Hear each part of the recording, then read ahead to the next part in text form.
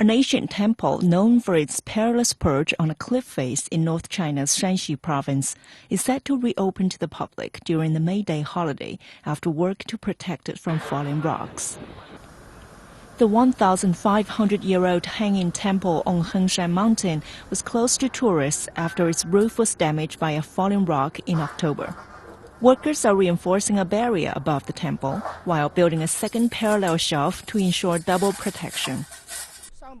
The cliff has been badly weathered in past few years.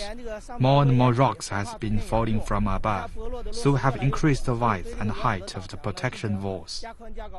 The project has received 3 million yuan, or about $463,000 in funding from the State Administration of Cultural Heritage. The hanging temple was built cleverly beneath a rock overhang, which is said to avoid floods and shelter the temple from rain, snow, and sun. This may explain its excellent condition today. The remarkable structure consists of 40 rooms connected by a series of corridors, bridges, and walkways, and houses more than 80 bronze, iron, and clay statues.